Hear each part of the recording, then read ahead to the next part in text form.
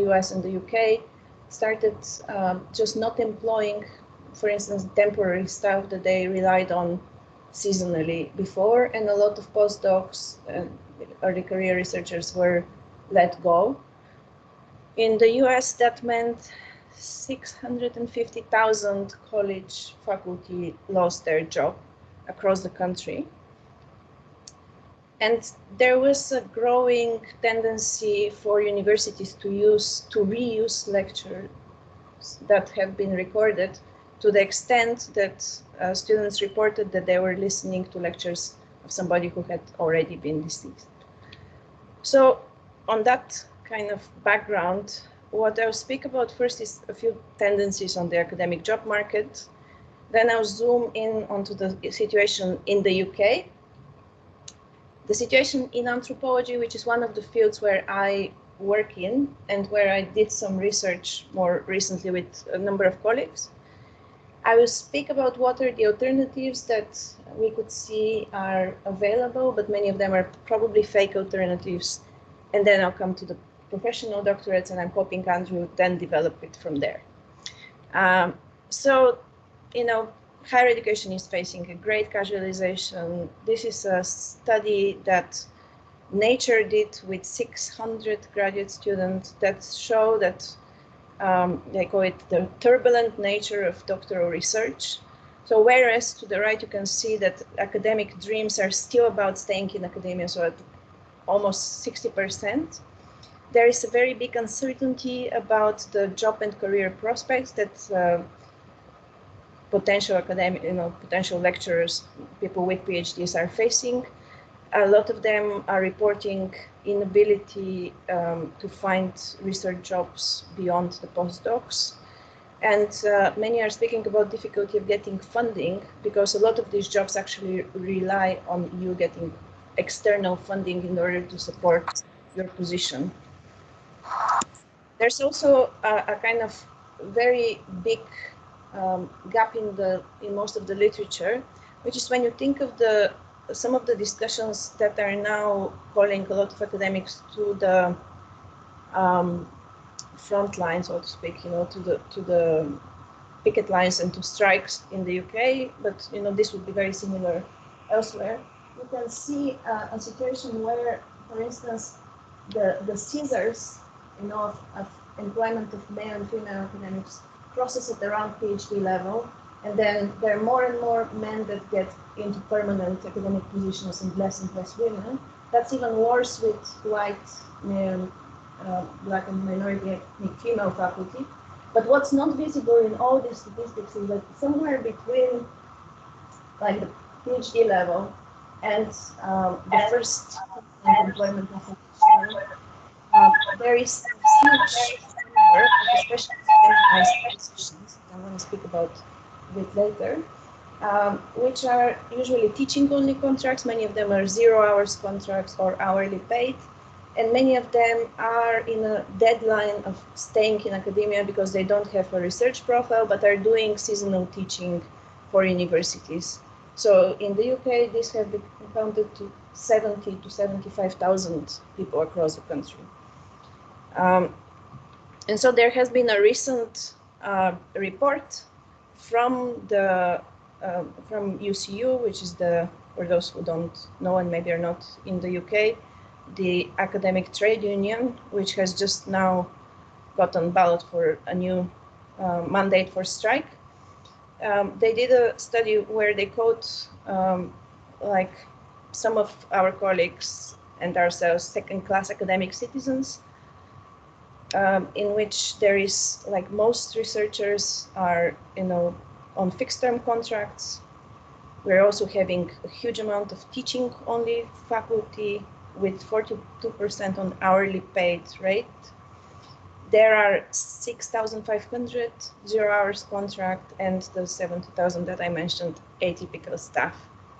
And then that also has a much bigger cost in terms of life expectancy and life standard.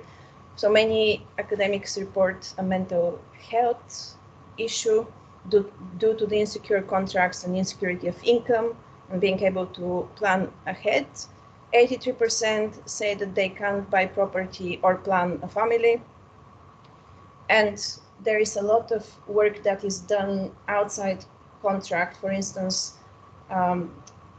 only hours of teaching are paid, but office hours are not. And then how does that impact on doctoral careers? There hasn't been much research done on that. But for instance, UKRI did issue a report in 2014.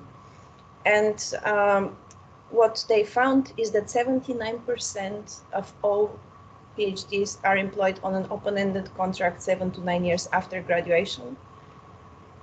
And then they carry on with discoveries about, how difficult that is, in terms of specific concerns over job security and career prospects. And so only 50% in that study were recorded to work in higher education. And there was a more recent report where 67% of PhD students in the UK wanted a career as academics, but only 30% stay. And another that's become quite a famous slide, which in this case was issued by Harold Watt University, but it's from the Royal Society study in 2010, and things have gotten worse.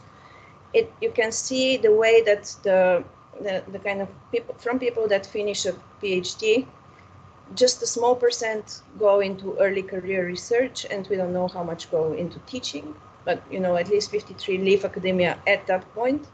And then by the time that there are people who get permanency, still many leave, but like less and less people get through permanency and into like the secure end of the academic careers, which usually senior lecturer, professorship. How does that stand in anthropology? So a year ago, a couple of colleagues and me, Martin Fota and Rauka Copeland, we did a research among the members of the European Association of Social Anthropology, which is a body of 2,400 academics, of which we got very good response rates. So over 800 people responded from across Europe. And what we were doing was trying to check about some issues that we had seen, which might be causing casualization. So for instance, the growing division between research and teaching, which ends up, in a quite a perverse situation. Usually you have permanent academics who are pushed to fundraise in order to get teaching buyouts to do their research, and research like postdocs, research assistants, and so forth to do their research. So a lot of academics are pushed into management and fundraising, but then those that they hire are pitted against each other because there's more value put on research and less on teaching. This cyclical fundraising loses a lot of time, and then there is a lot of deprofessionalization of academic labor and multiplication of contract times, decreased support and increased overtime, imperatives of international and interinstitutional mobility, and a weakness of labor unions. And we got that quite sadly confirmed for anthropology. We found out that 49% of anthropologists who are members of EASA, which is those who can afford to pay a membership fee, are working, who are working in academia are precarious, but many outside are also precarious. So the idea that, outside there are much more jobs is not necessarily holding. Many of them had taken jobs outside their country of origin and city where they did their PhD studies. A lot of people are moving with families across countries or commuting across national borders. And there is a lot of anxiety as well around planning ahead in life. And, so the cyclical funding as well creates a very nasty hierarchy between PI, so principal investigators, and a lot of exploitation in which the PI's job depends on how much they can squeeze surplus out of their postdocs and teaching assistants. And that creates a kind of slippery slope, both for those that have more power and for those who are disempowered in the process. So what have been the alternatives to this?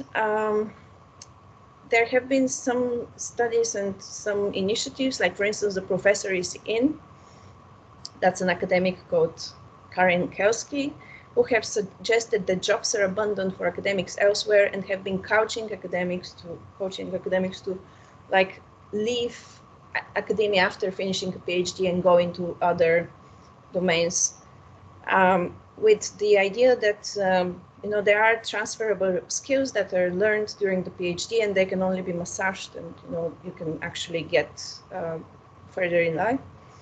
But the realities of such alternatives, which I studied, for instance, among people in academia and also those that are thinking to live in Ireland in 2014 to 16, is that there is a very big experience of time lost.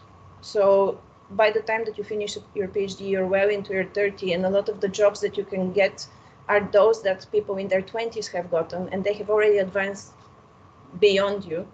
So you end up at a very low place in the labor hierarchy, and there is a sense that you've lost your time.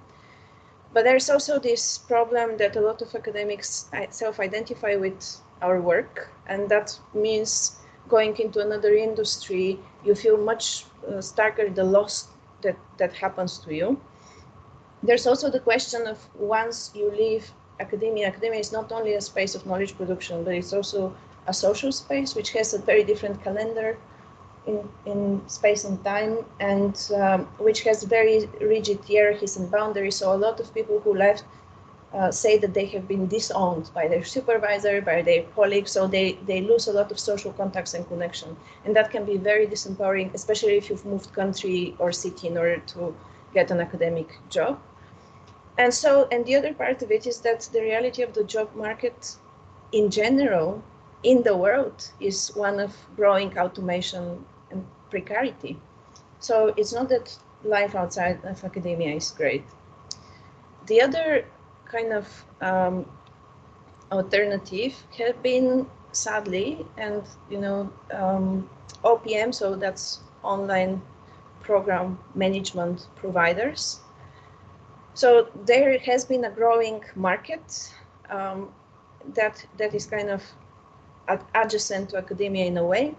OPMs are companies or institutions, that develop in partnership with universities usually.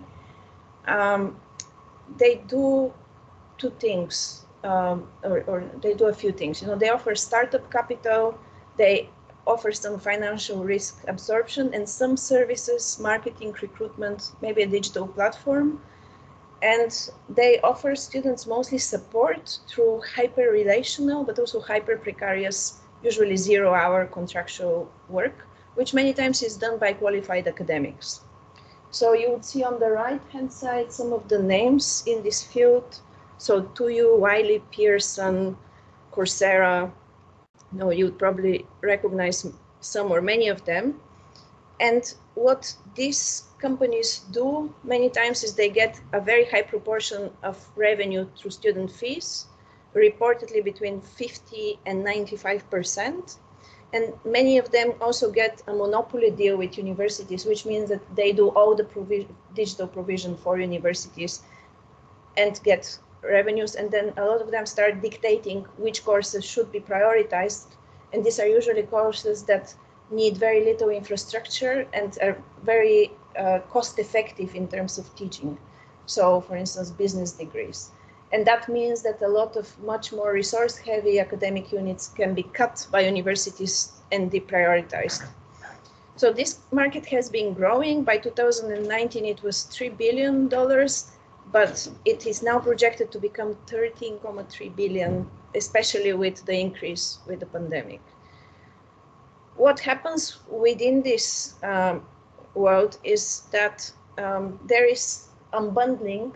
That's the digital disruption of programs and curricula, but it goes not only on the level of the program, the units that you teach, but it actually goes on about the academic profession, which before used to be like a combination between teaching, research, and service, but it has gradually been kind of disbanded and bundled into more and more disparate units and jobs. And by now, a lot of these jobs are presented as quite deprofessionalized, very low scale in terms of payment and security.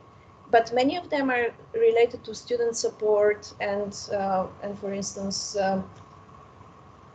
program and curriculum development. So you'd have people who are called course curators. And you can have somebody, say, at the master's level who compiles previously recorded materials by lecturers into LMS, a VLE, and then this course is taught out as a specialized course. But this person is paid at, for instance, grade 4 or 3, so that's kind of grade for professional related stuff rather than academic stuff. And it's actually, some of these jobs are jobs for working poor.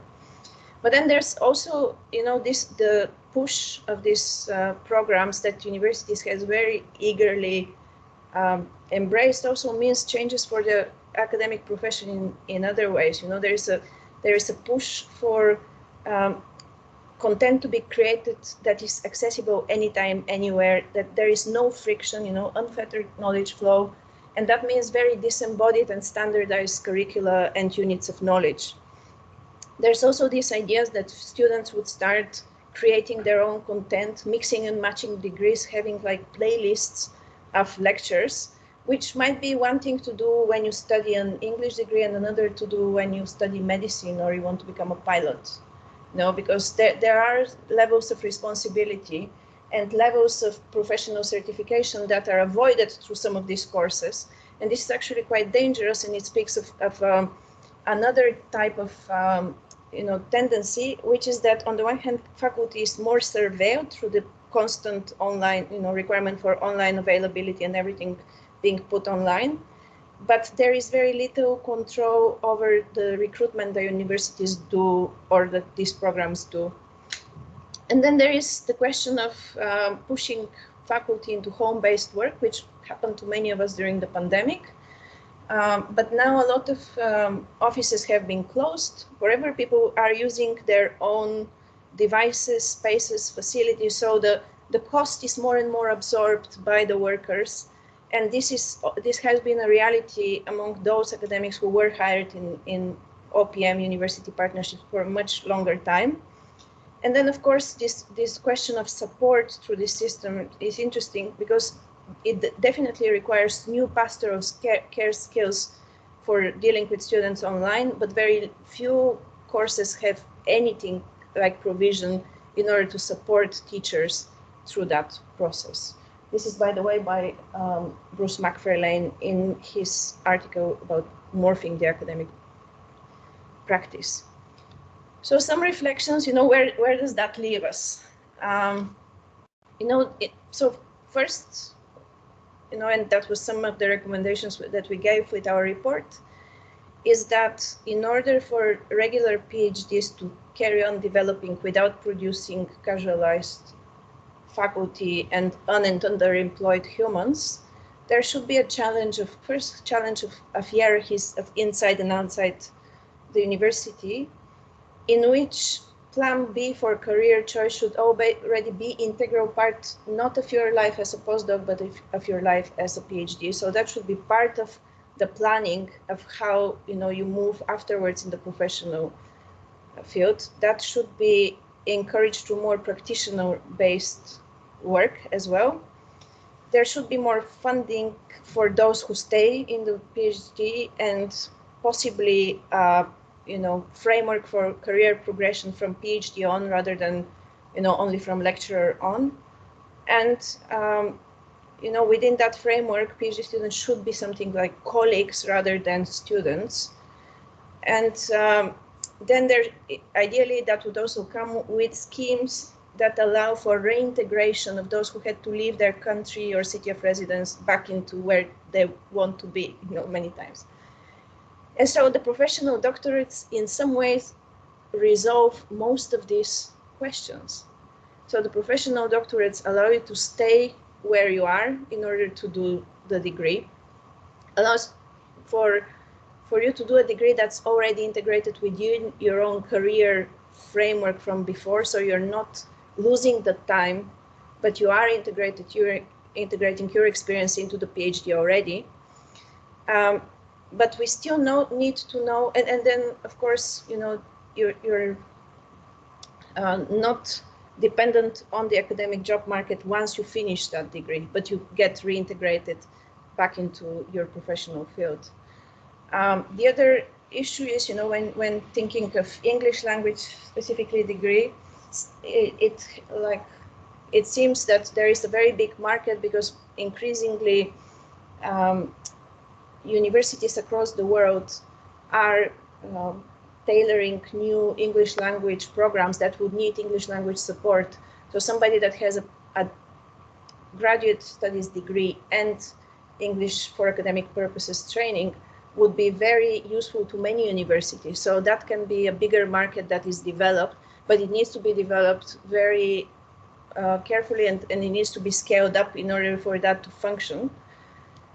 And there are, of course, difficulties that can be predicted. This should not create two-tier doctoral systems in which those who stay with a PhD are considered better for some reason by those who have professional doctorates. But in order to do that, there should be a rise of entry requirements and quality control within the doctorate, which are now increasingly done with OPM providers, and that lowers the level of faculty requirements, but also sometimes produces this cash cow effect for, you know, how students are treated and how quickly they're asked to go through the program in order to graduate and to boost numbers and revenues for private companies. So that's what I wanted to say about professional doctorates, and I'm looking forward to engage with you hopefully afterwards, but also I'm looking forward to Andrew's talk. Thank you. Thank you. If you can invite me in, we can set me in this phone. Sure. And then see if there are any questions. So thank you everybody for bearing with us. We're just going to set up a computer now so that we can run chat. So I believe you're not able to make comments in the chat depending what organization you're from. So we will set this up so that you can just say your questions aloud and we can engage with them. And our live audience has just found their way into the room. Hello, welcome. I was in this room about an hour ago. For about 40 minutes. I got to about 3 minutes to 1. I thought, I had that sudden dread. I'm in the wrong room. And I thought, is this even the right building? Please come on in. So slightly out of sync, but let me briefly share with you just while we're waiting for this. Okay, let me invite the other computer in. So if you can type in Maria and myself as well. Yeah, Maria, you should already have. Or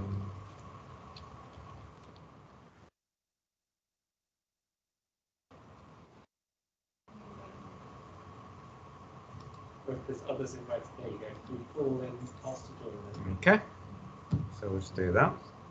And if you could do that for me as well, just as a fair safe. Yeah.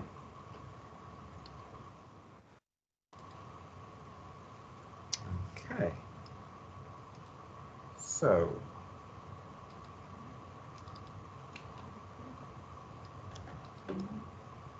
just while we're doing that, let's jump back to the beginning halfway through. So welcome one and all. It's very good to have you with us.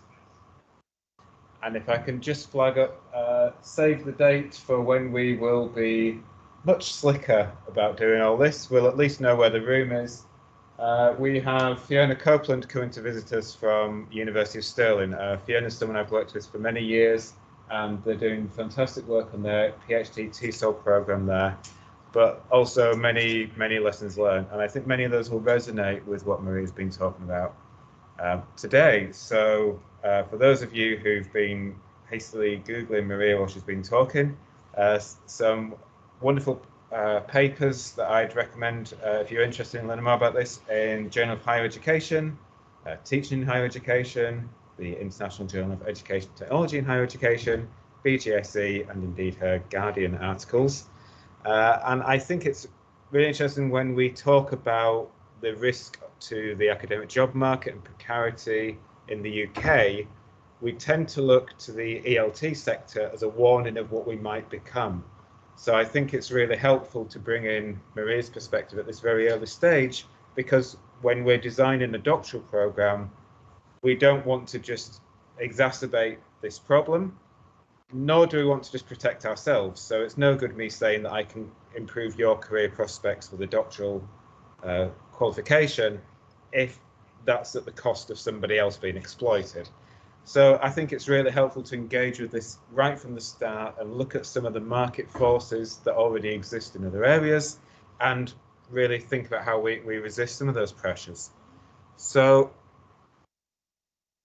if you were at my talk at the TEFL Development Hub last month, I talked about these 8 components we were using to think through program design at doctoral level.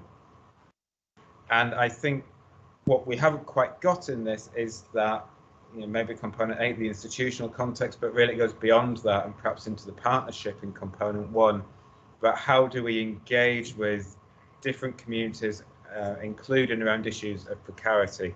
So I think this is going to be a topic we keep coming back to. So while we shift devices, just say I'll take all comments and questions at the end, or do you want to take a few questions now, Maria? Do you want to take, no? Okay. Yes. Invite you. I think we had to have Teams on for it to Invite you both again, no problem. Just me. Yeah. Oh, just you, okay. Let's do that. So, Andrew, are you there? I'm still Calling here. Cora. Yes. I'm There still he here is. with a background that gives So the let me illusion that I briefly live in introduce a luxury Andrew. apartment. Thanks, Andrew. This went a lot better when I joined your university. But anyway, thanks for being with us. So, Andrew, I'm very pleased joins us today. Andrew holds professorships at Serenity University of Technology and Ho Chi Minh Open University, and is Emeritus Professor at the University of Canberra.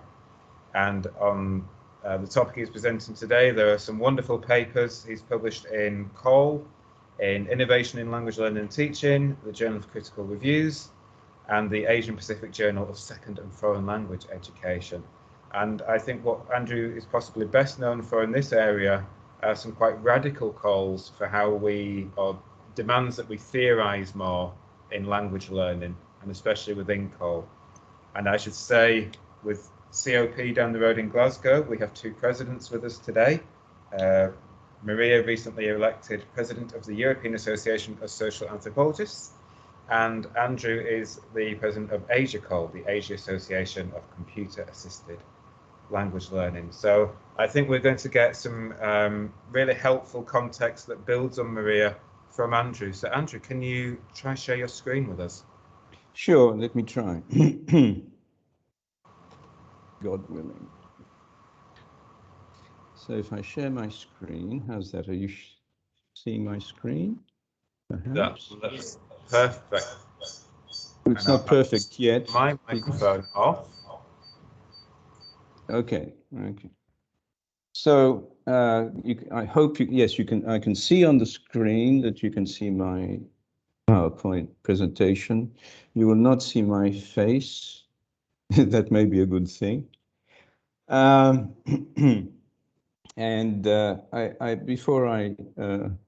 okay, let me go into full mode. Let's hope it will work properly. Okay. So let me first thank Mark for inviting me to speak to you. I think these are timely debates to have. I'm also very grateful for Maria's talk. This is exactly what I was hoping she would do, and deal with issues of employment and the crises that we are facing. So That's who I am. Hello from Thailand, by the way. My presentation will be far less attractive than Maria's, but I hope that it will provoke some discussion and some thoughts. It's also, in a sense, it's a more optimistic discussion. So, thank you. The world is changing, and it's changing very fast. We're facing many challenges in language learning and teaching. I don't need to tell you all this, you're all in the field. I'm going to share some stories based on my experience. Not very heavy stories, but I hope you will like them or you found them interesting. And many of them will actually be based on recent experience in Thailand and in Vietnam and in Southeast Asia in general. Now, I've also been employed in positions in Australia and in the United States. I was at Rice University as director of the Center for for the Study of Languages, and in a smaller university after that, which was an interesting challenge in itself. So, if you wish to speak to me, if you wish to contact me at any time, if you come to Thailand or Vietnam, here is how you can contact me. It's a very narcissistic email that I have, andrew.lyon@andrewlyon.com, and you can find me there. So let's click. Why is it not clicking? Okay. So the question after which this presentation is entitled, which is why the hell would you want to do a doctorate in the first place, came to me from some colleagues in the United States about 10 years ago when we were talking about the possibility of them joining the Department of Foreign Languages that I was heading at the time. And they started complaining bitterly that the stuff that they had learned at university, particularly for their master degrees, was actually quite useless. And they knew what teaching was. Teaching was an art. They don't need more theory. They know what to do, and everything is okay. Now, from a research perspective, you will recognize that this just isn't the case. So indeed, why would anyone want to study for a doctorate and get more of the same if that's the attitude that is prevailing? And yet many do. And in the United States, for example, when I was there, many people wanted to study for a PhD. Many wanted to go into the academic area as a result of that. And as we now know, the market is collapsing and there are many problems. Casualization, of course, is one of them, which is devastating. Well, one of the answers, of course, to getting more of the same is that perhaps you won't get more of the same. So let me begin with a couple of context-setting issues, and then after that we will move on to doctorateness and doctors and doctorates. The centuries is really, I know this is a truism. It's extraordinary in many ways, and it's terrible in other ways, but it's extraordinary anyway. The technological revolution has changed everything, and lots of things, both good and bad, are happening. But here are some of the things which technology is going to bring about. The first is artificial intelligence will happen. It is happening. It will get more invasive and more ubiquitous. Things like neural networks, expert systems, machine learning, deep learning will become more and more part of our daily lives, and also part of the university structures that we are working on. Big data, of course. Biotechnology is a very interesting area because this is suddenly connected to the realization that we are embodied. And I want to place this on the map as one of the things that we don't often talk about, which is that our minds are trapped inside our bodies, because and the fact that this is so actually has an impact on our programs and on our PhDs and the ways we talk about research, the ways that we talk. Perhaps we need to start talking in a different way about our programs. And connected to that is the notion that we are biological. we are biological, we need to look at things like brain research, and my team and I are doing some very interesting work on dichotic listening with filtered intonation. We're looking at patterns of reactions of the brain to the various signals sent through the left ear, through the right ear. And we're using both event-related potentials to do that and fMRI technology to see what happens. We'll talk about that perhaps later. Now, here's something which, of course, is happening that Maria talked about very briefly. She talked about automation. And the technological growth will bring about the possible development of a new class of useless people, what Yuval Harari calls useless people or superfluous people, people who are kind of oxygen thieves in the system. Langshire also used to say that there will be an upper class of symbolic manipulators, including the very wealthy, the low, and then there will be a lower class of people doing the most menial jobs that cannot yet be automated, and an in-between class of people who will have nothing to do and would be bored out of their minds. This could become a huge problem for everybody, despite universal basic incomes, which have been proposed. We really need to address the intellectual issues which are connected with the development of automation. And of course, this will have a big impact on universities as well, depending on how you construct universities and whether you see universities as essentially financial organizations or as something else which contributes to the welfare. And of course, we have OMPs and all of these things.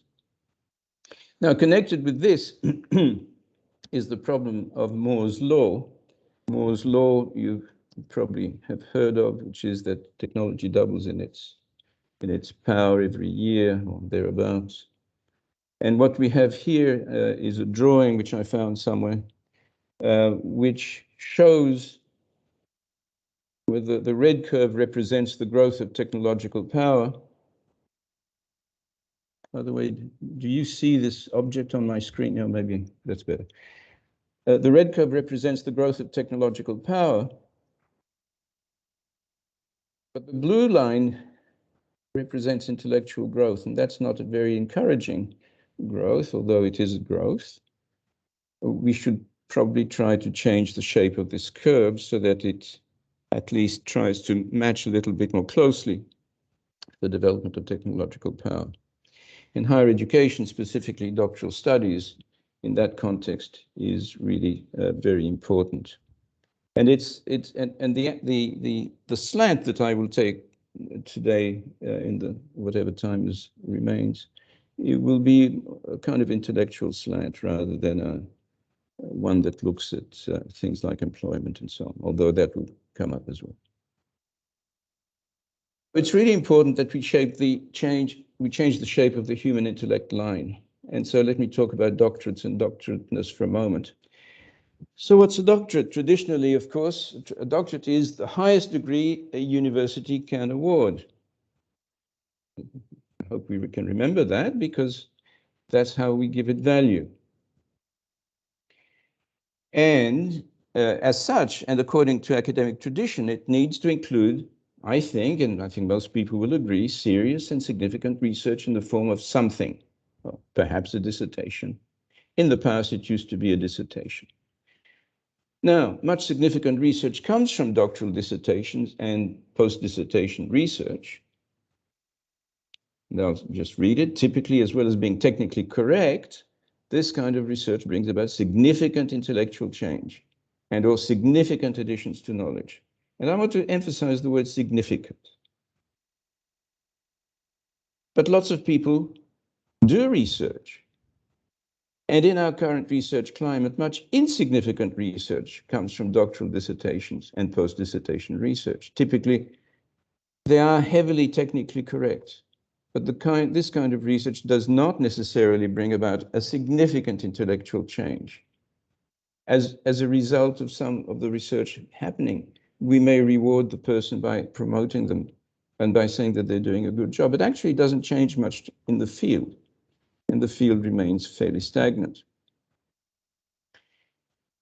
So there are additions to knowledge, of course, but typically not very significant. So we need to keep those two kinds of research in mind, because a lot of my students, for example, do one or the other, and then they go home and do very little else. Okay. So I'll give you a brief history of doctorateness. This is actually not taken from anybody. This is just plucked out of the air for me. So if there's experts in doctorateness, please forgive me. Now, in the olden days, I have a PhD from the University of Paris a long time ago. But in the olden days, before my time, some doctorates required two theses, a major thesis and a minor thesis, and generally it took 10 years of full-time study. So my supervisor, Professor Pierre Le Gentil, who's a great medievalist, I started as a medievalist and quickly discovered there was no future in it. Pierre Le Gentil did two theses, a big one and a big little one. And the reward at the time was everybody got a university position or was at least in line for one, and he ultimately got one.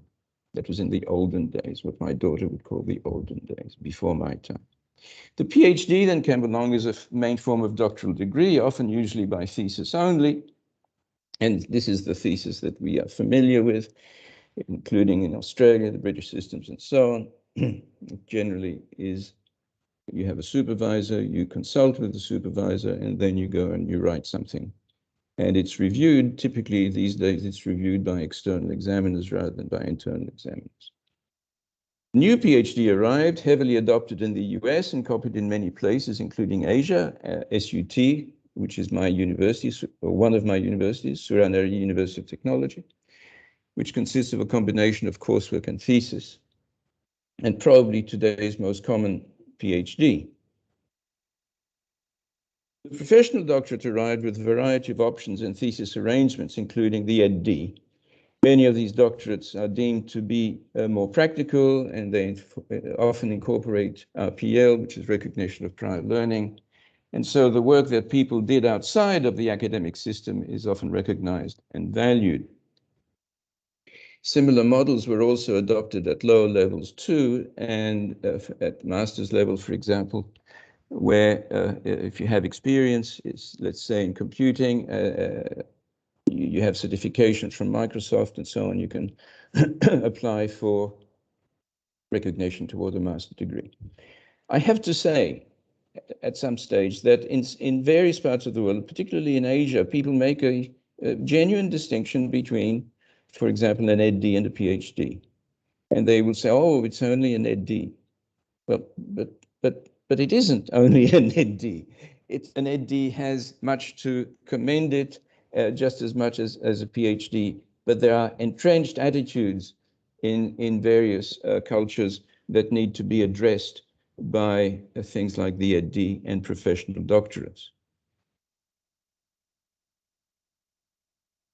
But now, while the nature and difficulty of the doctorate has changed, the degree remains the flagship intellectual degree of all universities, right? I mean, I think we agree on that. And the universities, I think, would or should all claim that a doctorate has significant intellectual content, that it contains some kind of research which is of value and some form of academic writing exercise. You can call it a thesis, a project, or a collection, a portfolio, whatever. But these things are academic writing, they are serious, and there is research involved in them. But something else has changed too. Now, because degrees are often connected with careers, the doctorate has moved from being the degree that only people with very high intellectual ambitions went for to just another degree. And I don't mean that as a put down at all, but it's something that is potentially for everyone, and that will give an advantage as it is above the master level. You have to be smart, but people no longer think that it is beyond them. And they're right. They're right. You have to work, you have to be smart, but it's not beyond reach. Essentially, if you like, it is the result of degree inflation. In the olden days, anyone, so-called olden days, hardly anyone had a bachelor degree. That has changed and is still changing. There are many people in many families where there are first generation degree enrollees. And now, of course, many people more and more obtain master's degrees, often as a requirement for their careers. So if you want to differentiate yourself from that growing group, the only place to go is the doctorate. No one is inventing a super doctorate, and the doctoral space is becoming increasingly crowded. And just for comparison, this actually kind of parallels the history of academic promotion. In the olden days, you had a professor who was the only professor in the school or in the department. The professorial position was usually achieved by open competition outside of the school or the department, at least in my experience. Nowadays, everybody can become a professor by promotion, and I have nothing against that. I'm not saying that one system is better than the other. What I am saying is that probably in the past it was tougher to get promoted because there were all kinds of quotas imposed. There were establishment positions. Now, I'm a lot older than most of you, I guess, and the notion of establishment position has clearly disappeared. Now, is this a problem? Well, of course, it's not necessarily a problem that we have different kinds of degrees. Access to education and research is highly desirable. Everyone needs access to research skills in order to live in today's world. I mean, let's face it. We are becoming do-it-yourself researchers. As soon as we have a problem, we go to Google, we look things up, we have to make decisions about whether something is good information or bad information, and so on. Research skills, however, are often now built into the undergraduate level, as, say, for example, the Boyer report in the United States. Some of these skills, of course, can be learned formally, some informally, some can even be crowdsourced. I don't know if you've heard of the amazing Fold It venture. Fold It was, I'll tell you briefly, AIDS researchers some years ago had difficulties in working out the ways in which certain proteins were folding, whatever that means. I'm sorry, I don't know, but and they had spent 10 years trying to solve the problem of the folding of a particular protein. What's interesting is that they then created a game, they put it online, and tens of thousands of people played it.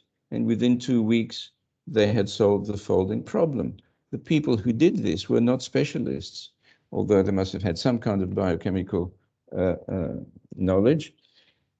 And yet ordinary people got together, took part in this, and solved it in what I call community intelligence. I mean, it seems to me that the collaboration, technology, putting us together to think of problem solving has real advantages for us.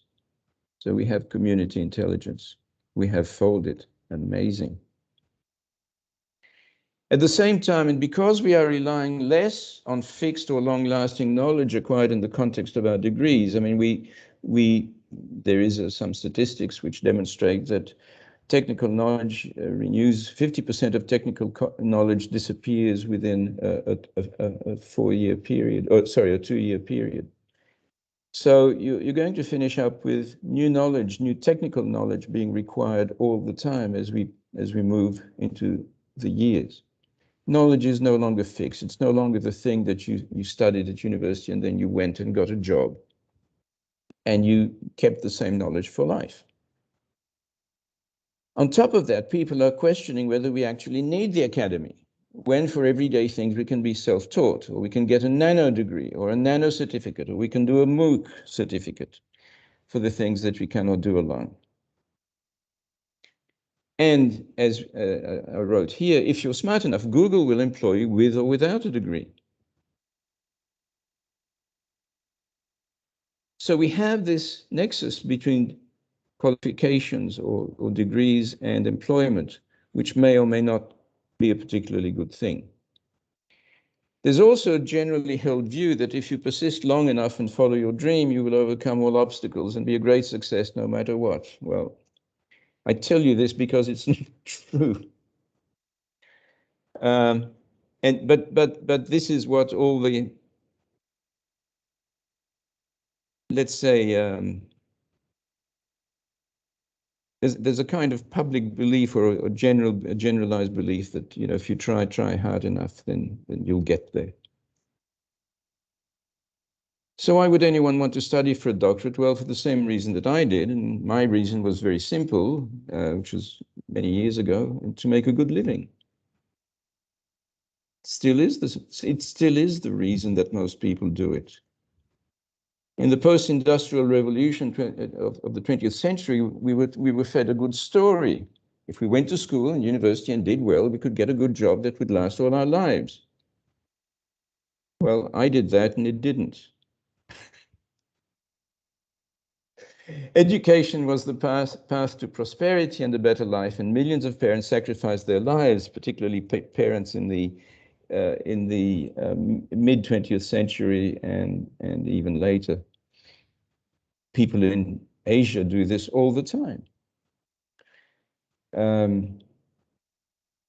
I was born in Egypt of Greek and British parents, and that was their goal, to get me educated. And there are many of my friends from Egypt at the time. We left as refugees. There were many of my friends from Egypt who became professors in America, in France, in Switzerland. It was quite interesting to see the percentage of investment that was made by parents in education. And is that still happening? Well, of course it is, especially in places like Asia. And one of the reasons why it happens more in Asia is that there is no surfeit of qualified people. There are not enough PhDs. There are not enough MAs in any part of Southeast Asia, China, Indonesia, Cambodia, Vietnam. And I work in all of those places. And all of those places are desperate for higher education and are desperate for recognition, and they're desperate. They also are looking for dignity. And when I say dignity, I mean that by finishing a doctoral degree, they not only will be comfortable, but they will be respected. Teachers have a different status in countries like China, Cambodia, Thailand, Vietnam.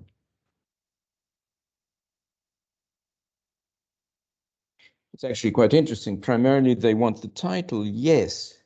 What do the stakeholders want? What do the employers want? We've just done a survey to find out what employers want of our PhD graduates. Well, they want the title, of course, because it buys them prestige.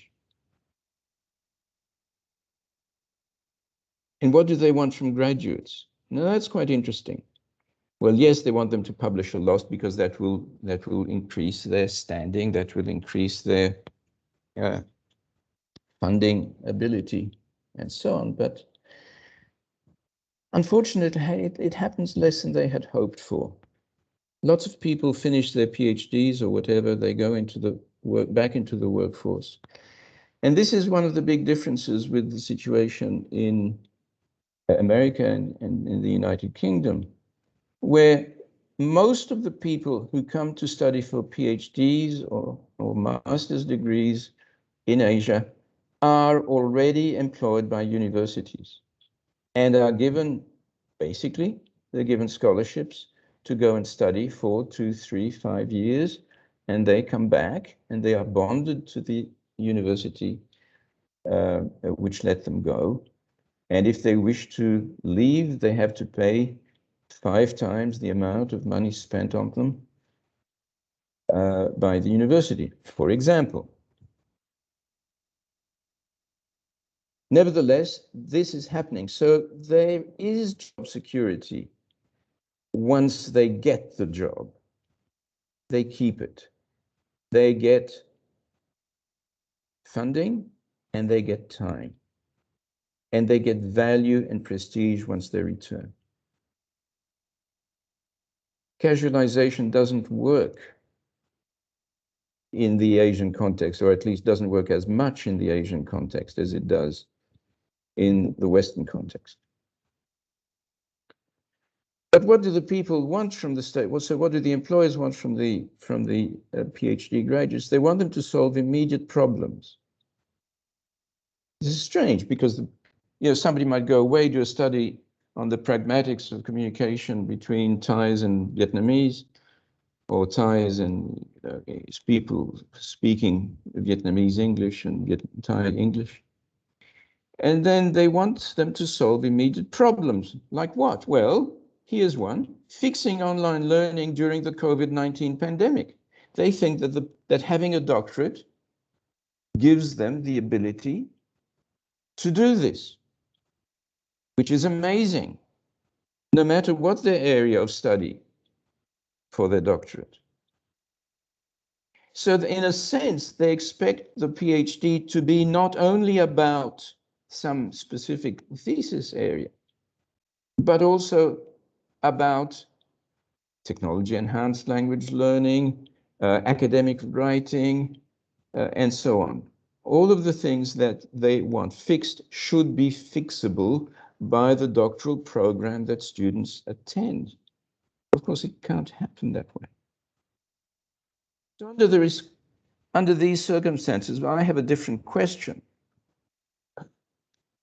Who is responsible for moving our field forward? The field of ELT, of English language teaching, of English language education, of TESOL, of call it whatever you like.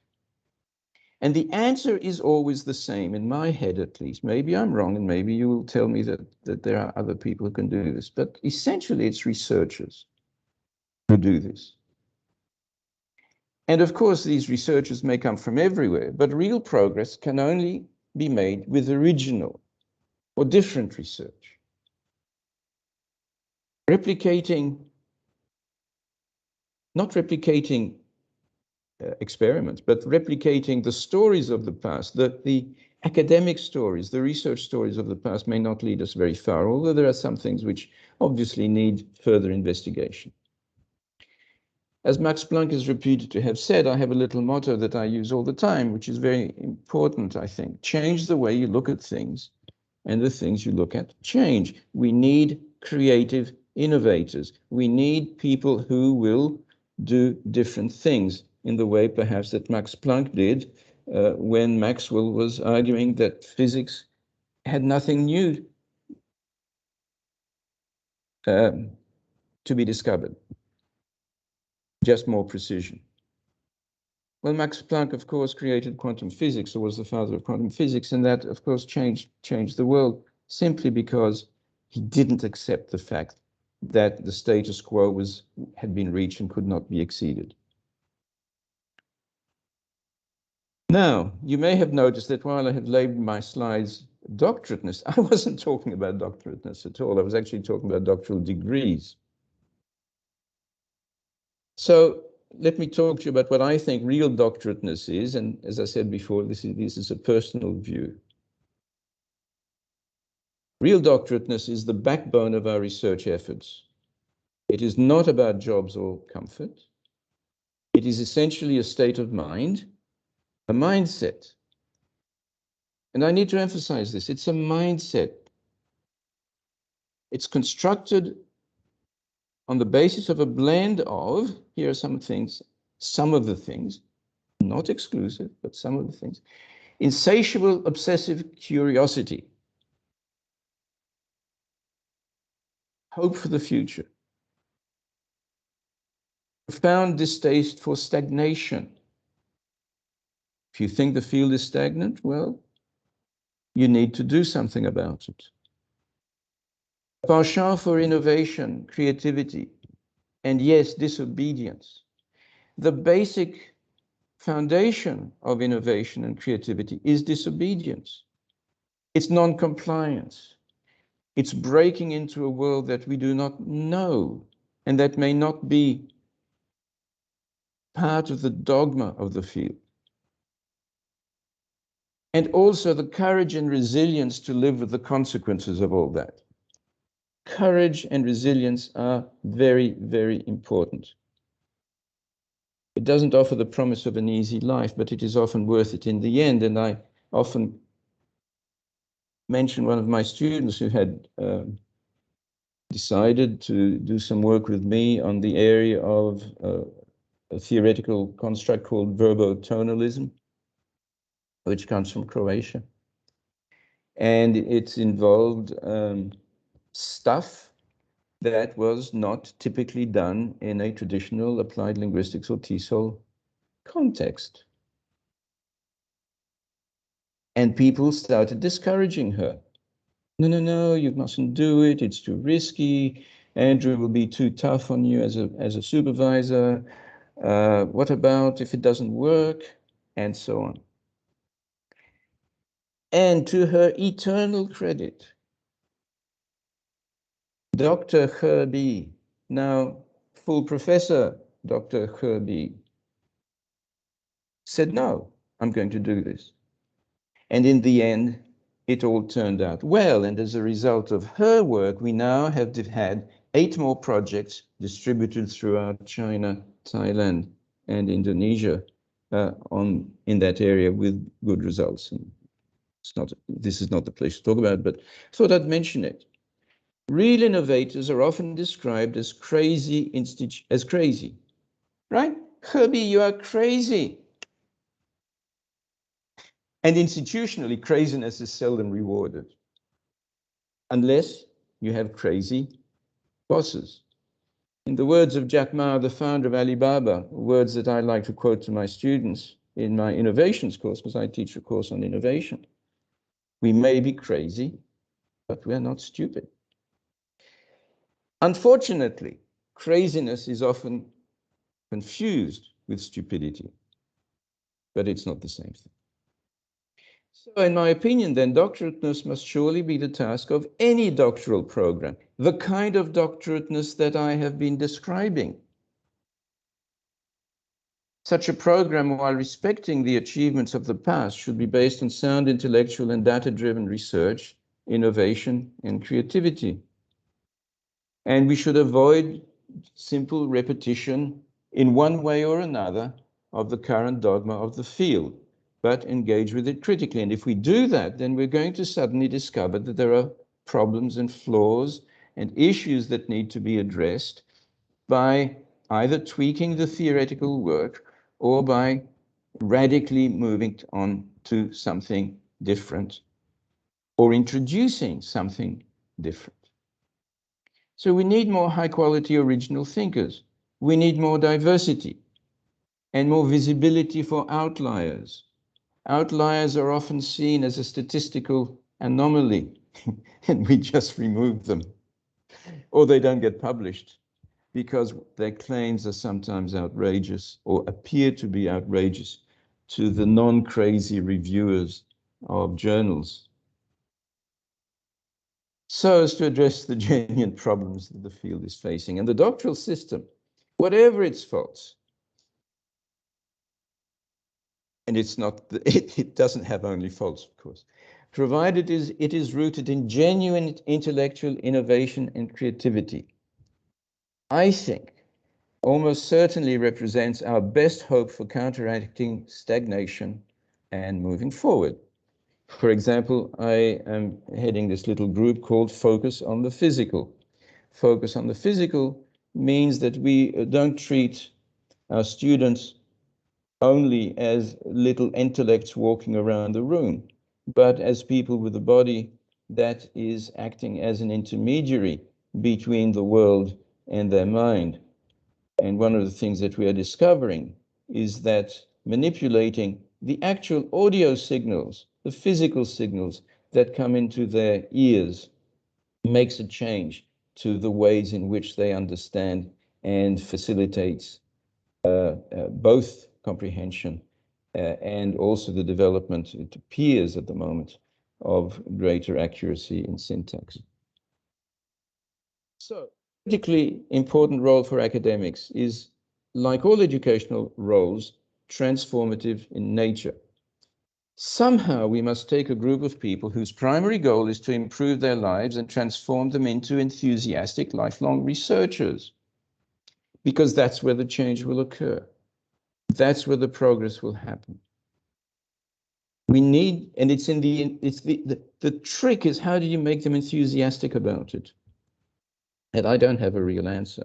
I have some examples, but maybe not universal. So it's returned to my initial question, why would anyone choose to study at doctoral level? Well, because studying for a doctorate, while challenging, should be exciting and forward-looking, and should engage students in such a way that they passionately enjoy, rather than bitterly endure, their time in the program. And much of what I have to do in my work revolves around issues of the warnings that other students and sometimes teachers provide new arrivals into the doctoral program. They all say, oh, you will suffer a lot, you will have to work very hard, sometimes you will cry. And my answer is no.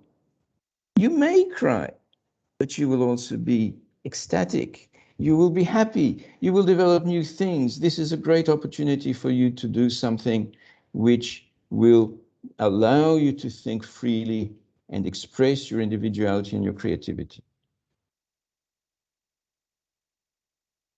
And sometimes they listen to me, and sometimes they don't.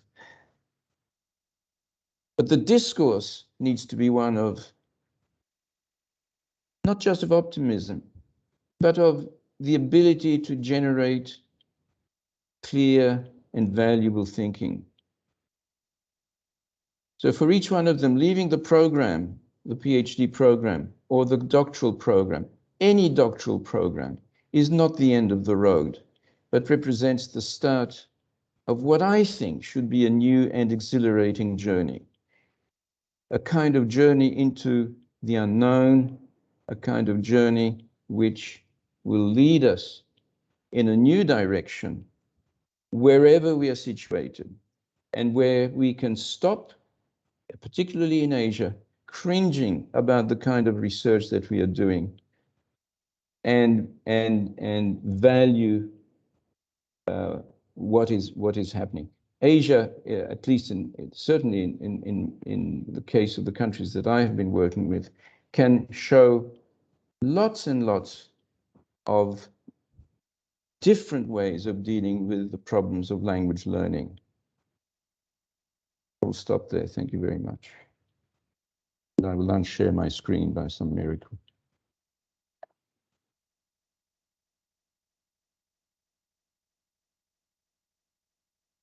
How's my screen? I can't do it. Just a moment.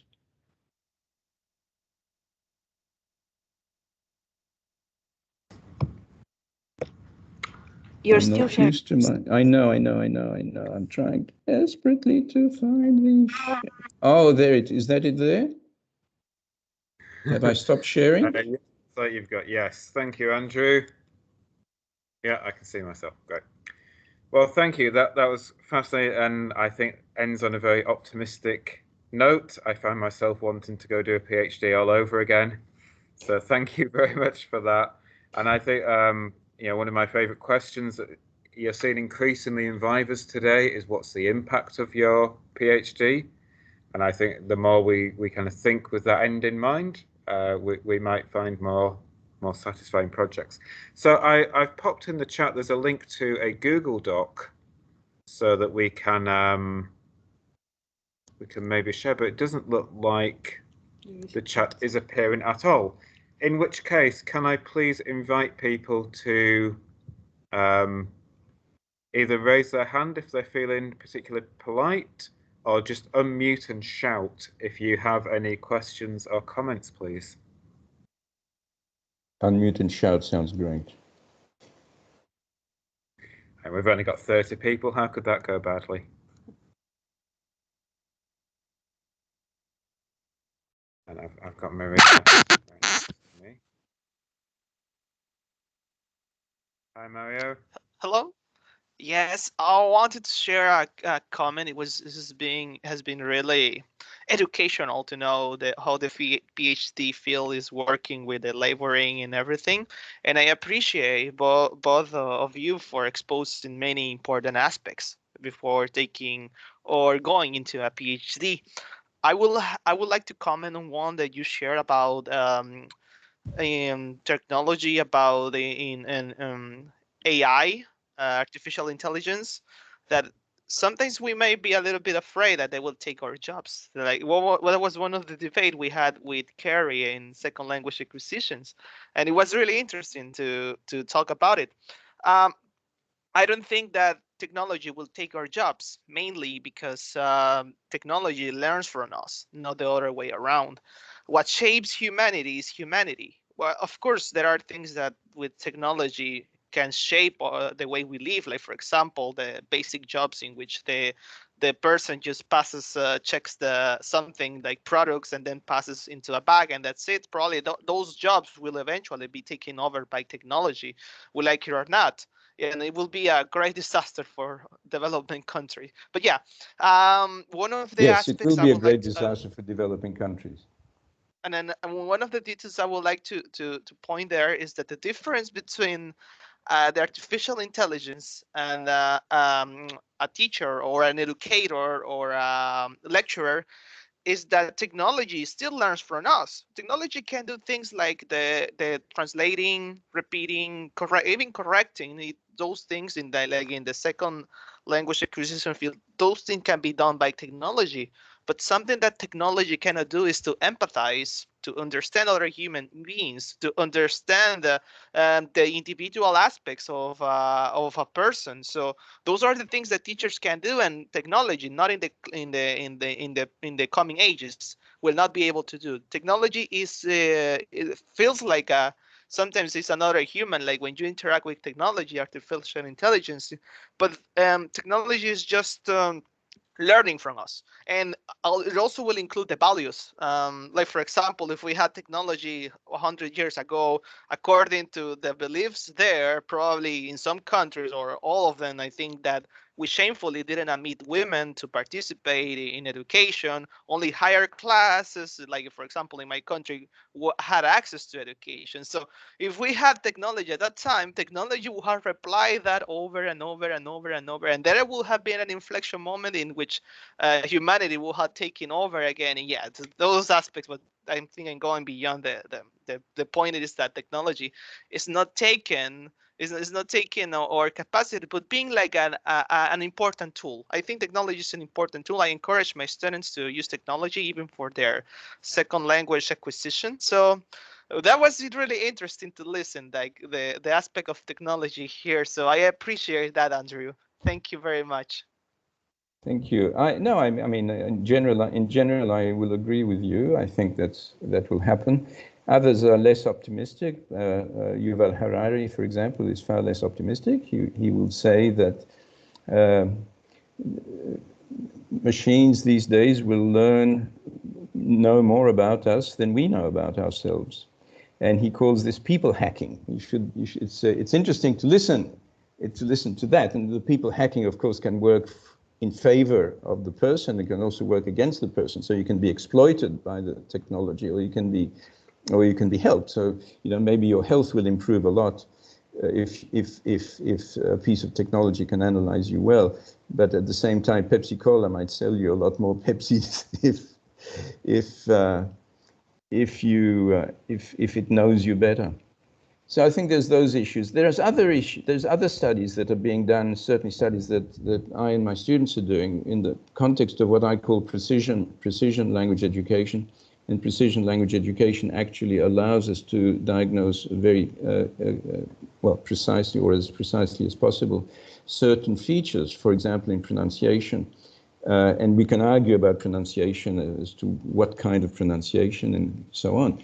But in terms of pronunciation, we can analyze fairly closely the characteristics of the nature of the sound signal that needs to be sent to the student in order to improve their perception and therefore improve their production. And that can be done automatically. So there are some things that can be done automatically which do not undermine the human value of the teacher or of teachers in general or of people, while maybe enhancing both the student's work and the teacher's work. So yeah, we won't necessarily as teachers be doing everything, but we will be doing it together with technology and better. Thanks, Andrew. I hope that makes sense. Well. I think, thanks, Andrew, for the presentation. I agree you were much more hopeful. Maria, I cannot hear you at all. You can't hear me. We're muted. Oh, we're No, not? no, we're not. All right, okay. So do you hear me now? Yes. But I think we're kind of walking around bigger question here, and the question is called capitalism. Yes. And so a lot of these benevolent developments might only happen if we break up with the current system that we live in. Because at present, the way that doctoral studies have been transformed and most academic research has been transformed is, so the research is transformed to feed corporate sponsors. And I mean, they're not exactly sponsors. Technically, the state is the sponsor, but research is handed over as patents and so forth to corporate investors. I mean, they invest in other things, not in us. 97% of the AstraZeneca vaccine research was done with state funding, but it's AstraZeneca vaccine, right? And we're having a situation in which, on the one hand, research is steered into stakeholders, impact, and so on and so forth. But on the other hand, our teaching is reduced to producing employees for businesses. So, for instance, in the UK, there was a reform that made all former polytechnics into universities, but now all universities are pushed back to become polytechnics in the sense that we are made to, create these short degrees, people that are just ready for the job market. The least critical faculties they have, the better, because otherwise they might actually challenge the kind of high fees that they made to pay for this education and then pay back, in terms of loan and debt. So we're dealing with a system in which there is an attempt, very much helped by senior manager teams at universities, that less and less are hired among the academic body, to squeeze maximum profit at minimum cost. So student numbers have been rising exponentially. In the UK, we have seen that more recently, but like cost spent on faculty is less. And what I can see from my studies also in South Africa, Ireland, and the UK is that there is a tendency now to kind of have a polarized university field in which there will be the Oxfords, Cambridges, and probably St. Andrews, where you would have the fancy residential degrees and Harry Potter experience for a very small number of elite. And you would have the click kind of curated content online for the majority of population. And that's going to be at worse quality, and that's also going to be producing many of us as lecturers into, what you cited as superfluous, but which Marxist literature would call surplus population. And that's interesting because, and then I'll just go back to one of your points. I'm having problems with people from your generation speaking about curiosity and, innovation without taking into account that, as Marx said, it's not consciousness that determines social being, but being that determines consciousness. So when you have to, live on food stamps, it's very difficult to have the tranquility and be innovative. it is very difficult to engage in research. It is very difficult to tailor long-term research programs and take risks, given that you are barely feeding yourself and your family. So I think there is kind of a bigger reality there that we really need to take into account before we even start speaking about how we're going to expand our intellect. And last thing on that, we happen to be in Scotland during the COP26. And the talk is degrowth, it's not growth. We don't need all this innovation. That's where we're left now with the planet sinking into ocean. So we really have to be very careful what kind of technology we invest our efforts in and how to reverse some of these developments that have turned out to be very devastating for the very existence of our species. Well, how can one disagree with that? And there is a hand raised. Yes, thank you. Let's bring BC in, please.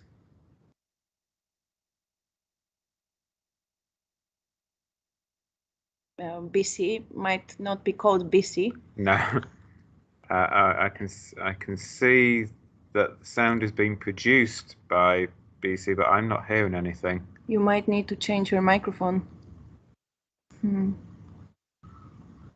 We don't hear you. Alternatively, you can put your camera on and we can do some charades. Perhaps if there is somebody else that wants well, to... I think, yeah, we'll take another question come up. And we've got one person in the room. Rory, did you have any questions? You would have to come here. No. No, he's okay at the moment. Let me pass you over to Owen. Yeah. Okay, so hi, thanks to both Andrew and to Maria for the informative talks. I should also declare who I am. My name's Owen. I'm the director of the International Education Institute, which is the department that runs our DProf TESOL programs and which is connected to why we're holding this series of talks. But one question for both Maria and Andrew is, in the context of professional doctorates, what do you see as a kind of desirable balance in terms of the research that students are conducting between the production of generalizable knowledge and production of actionable knowledge that can have impact in a specific context? And I'm thinking specifically here about the field of education, where perhaps that actionable knowledge might be at a specific institution, a specific teaching context, versus something that's much more generalizable. Perhaps we can go to Andrew first and then Maria. Okay. So the issue of all knowledge needs to be actionable. I don't think that there is a distinction between the kind of knowledge that Owen was talking about. I'll go into this school and do X or Y. I will do X or Y because the work that I have done is of value is of intellectual value to the community. Because it's of intellectual value to the field. Mark, your face looks worried. Is there a problem?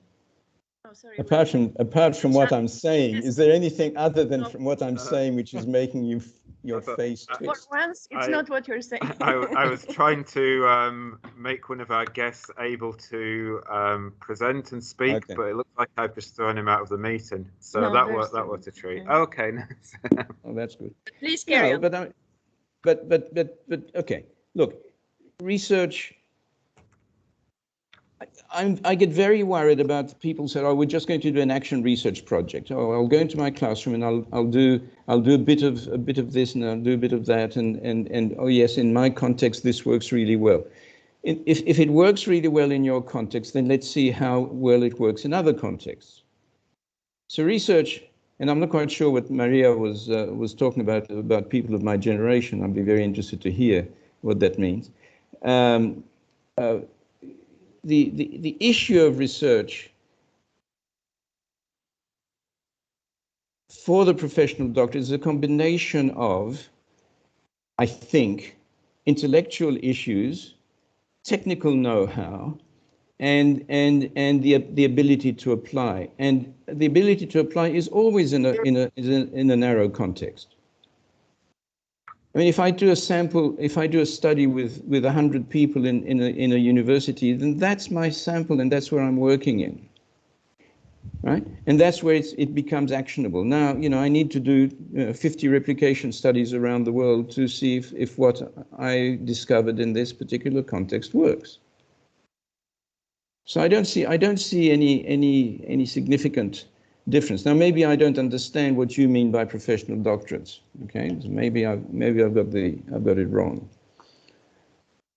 But I still think that something that is called a doctorate needs to have intellectual value.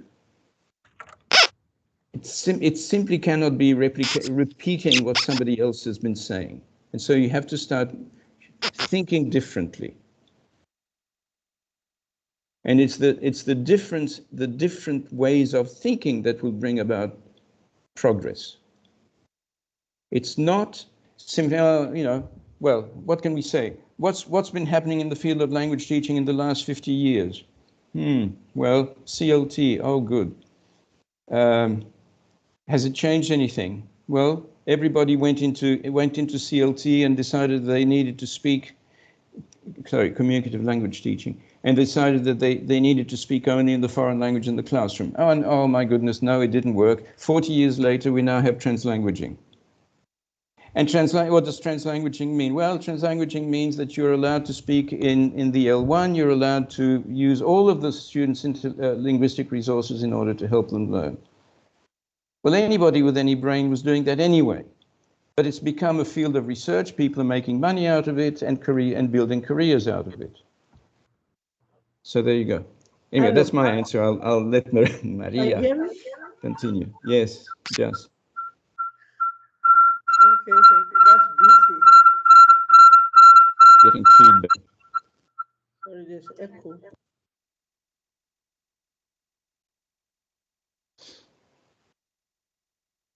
I can see Rob Playfair had a hand up as well, so I'll just let Maria comment and then I'll come back to get a new question as well. Yeah, so, okay. So the question that Owen asked, I have tried to answer to myself in my doctorate study, which was of the Bolivarian University in Venezuela. So I did fieldwork in this new socialist university, which aimed at having very applied knowledge and work with communities. So it was using the Latin American principle of extensión, which is something like outreach, in order to solve to mobilize people to solve their own problems. That was, it had a very political message around it.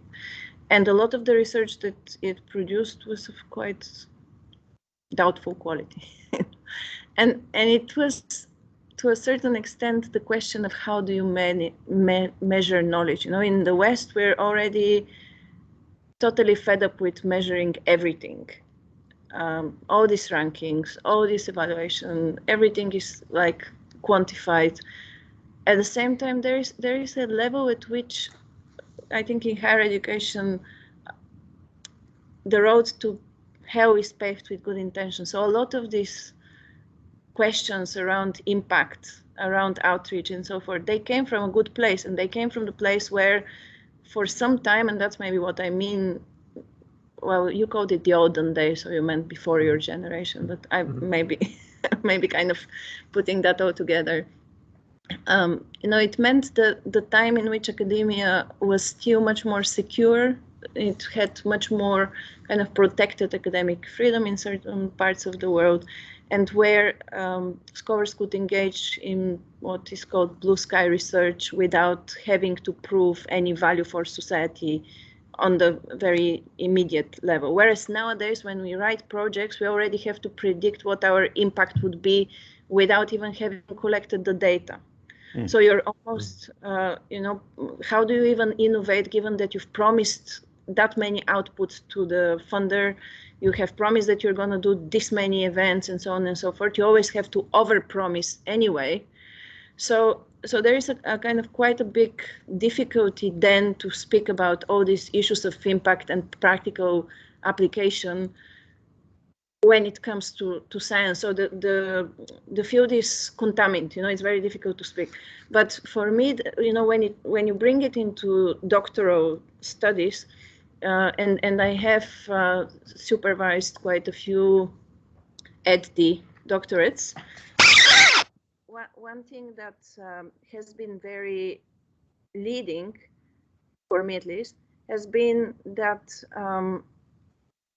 what academia brings into the life and intellectual engagement of these young minds is a kind of degree of critical thinking and challenging established professional conventions, which I think is very important. You know, when you are very much hands-on in the field of practice, you very often come into an EdD as a proselytizer. You know, you try to proselytize for an idea or, you know, method. And then the question is, how do you change your perspective in a way that you both contribute to the development of this method, but also, you know, challenge commonplaces and ways in which perhaps professional practice is flawed, also because, again, management techniques have made everybody love very nice pictures with very symmetrical graphs and so on and so forth. So everybody wants to make symmetrical models. And I've been challenging a lot of my students with that. You know, knowledge is sometimes asymmetrical. Knowledge can be messy. Research can be messy as well. You need to be able to represent reality in a truthful way and not in a way that we want it to be, you know, and build towards what we want it to be. But that's a very different kind of place than being in a business that tries to sell a product. And that's where I'm kind of drawing the distinction, I guess. Thank you. And if I can just add to that briefly, I mean, I think that the notion of challenging the status quo is extremely important. The notion of challenging the practices that our students and we ourselves come in with. We arrive with something we think we know. I ask my students, by the way, when they first arrive, I say to them, "So what do you know about the field?" And they look at me in wonder. And so in the end, we finish up with, if I ask them what are the things that you know, or what are the people that you know, they mention three names: Chomsky, Krashen, and Jeremy Harmer. For those of you who are in the field, you will recognize the names and you will understand that my students probably don't know anything at all about any of them. And they don't when you ask them, why was Chomsky important? Oh, we don't know. Anyway, sorry, Janine. Great, thank you. Let me just jump in just briefly, because I didn't notice there was a hand up first from Robert, so I will come back to you. I can see Izzy's put a hand up as well. But Janine, maybe. So let's go to Janine, because it looks like Janine's work. I can see Robert's come on now. Okay, so we'll just go to Janine now, because it looks like you're braced and ready to go. But unmute. Sorry, I'm not really all that used to the Teams online sessions like this. Can you hear me all right now? Yes, yeah. Yeah, okay. So thanks. It's been really interesting. I mean, when I first saw the topic, I kind of thought, well, what is there really to say about that, you know? And I thought, how could there really be a 2-hour session? But there's been so many issues that have come forth that I haven't thought of. I have thought of some of them, but not actually sort of brought them out. You've brought them out. Both of the main speakers today have done that. So my own situation is, I was living over in Spain. I was doing TEFL.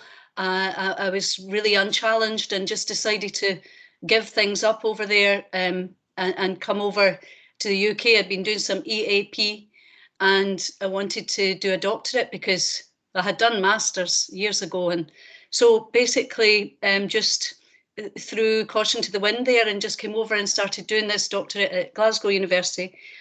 So I've just started like the second year, and so I decided I better do something related to my job I better do something practical. It seemed to make sense because I could therefore sort of get an integrated approach to like my whole life, you know, like it wouldn't be practical for me just to have the privilege of just going and doing a doctorate in something like maybe political communication, things that I'm fascinated by. But I just thought, well, you better do something you can actually relate to your job. And then I could also do data collection whilst working, which I've actually done this summer. So the question then is really, when you were talking earlier about areas and having currency and having some value to your topic. You know, sometimes people like us who were teaching mainly quite privileged people, you know, and we're trying to study something like, in my case, I'm working on learner agency, productive agency. And I mean, I think I can apply that to other facets of life, but you know, in the first instance, it's really just about how these students who are already very privileged and who are already going to have a very good life, many of them are Asian, but they could be from anywhere potentially. And so what's the currency of that really? How does that stand up compared to people who are doing doctorates into critical issues of climate change in the context of climate change, or you know, so sometimes you feel that, you feel, well, it's not got that urgency, or it's not really a necessary study, you know. So second question is, what about the scope? Because you've both also talked a bit about that, and how I really liked Maria's comment earlier about how when people are on the breadline, they can't even think about studying. I mean, I've experienced quite a lot of that in my life in Spain, because I was kind of you know, in a rural community there, and so that was part of my life. But and it's absolutely true. I mean, people who depend on who really the people prioritise, and our first priority is to have food and shelter. So if that's their priority, it doesn't matter what their intelligence level is. So coming back to the point about scale or scope, you know, now that so many people, just because of the increase in population, can potentially study, still not going to be a majority. But where would you draw the line? Would you draw a line at all on people doing doctorates?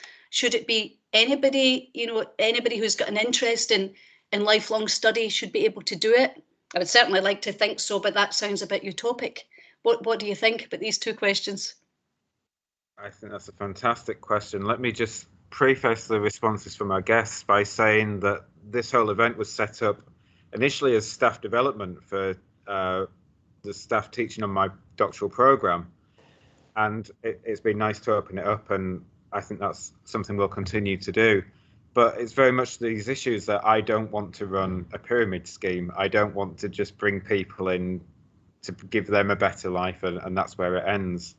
And perhaps thinking about the people who see the academic job market and say, oh gosh, I would no part of that. Nevertheless, I still want to do doctoral study. They're perhaps the interesting people that fit in with that kind of question you're raising, Janine. But I'll hand over to Maria for a response first, and then we'll continue. Wondering, would we have enough time? Well, yeah, we've got 5 minutes, so. Yeah. I mean, I can say just very briefly, you know, this question of, I think the PhD is now the new masters. You know, what Andrew was saying, like, you know, we're kind of, before the masters was quite exceptional. Now now it stopped being. Now the PhD became quite exceptional, then it stopped being. I think that, you know, with the professional doctorates, their solution in what I said, because exactly they don't put you in a different silo, you know, they don't promise you an academic position at the end of the line. So there's no problem that many people are doing doctorates. My bigger problem is that the more universities introduce doctorates not as a professional trajectory in which you're paid to do a doctorate, but as something that you have to pay, that's where I draw the line. You know, I suggest, well, whenever somebody asks me, shall I do a doctorate, I say only if you get a scholarship or a salary for it. Never paying yourself to do this thing, like never. that's completely Unless it's a unsustainable. really good value program like the one at St Andrews. So that's, you know, like maybe that's also where I come from, the olden days, but I finished all my degrees being sponsored rather than having to pay. And that's something that I'm seeing my students are struggling with, you know, huge debts. And then we're also pressed as faculty to make concessions on quality because somebody is pressed by, you know, bank collector of debt and so on and so forth, or by an employer that is pressing them to get a degree faster so that they can tick some boxes. So that's where I personally draw the line. I'm seeing more hands. Maybe Andrew. So if I could just quickly jump in and say that I do want to respect people's time because, you know, I was late starting because of not getting the tech right. So I do want to be respectful of that. And if you need to go at 3, please do. And but I will collect questions. So please, you've got my email, everybody who came today, mac32@St Andrews.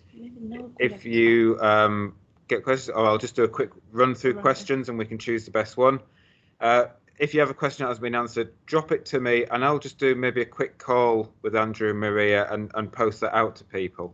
But let's just do a quick skim around questions. So Busy, have you been able to get your mic going? Yes. Hello, can you hear me? Oh my goodness.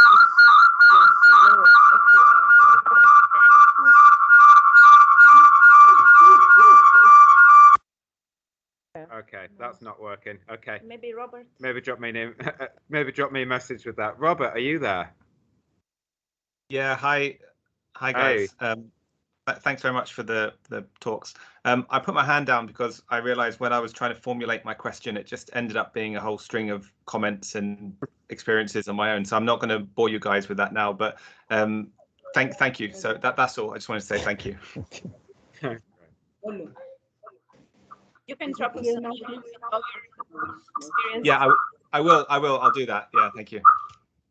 Okay, so Busy, if you can turn your speakers off, then your mic on, and then I say your question, that should stop the feedback loop.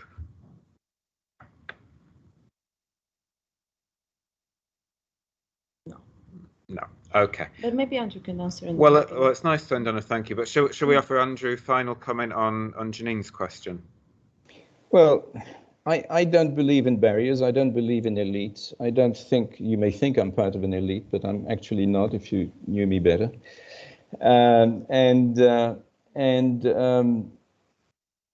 Access, the issue of access is hugely problematic, particularly in the West. You can come and do a PhD at SUT for about $3,000 for the entire program. And I can assure you it's at least as good as some of the American PhDs that are around. Now, it's not free, but we do have some scholarships. The other issue that Maria's point raises, actually, is are you prepared to pay for publication of your articles? I'm not.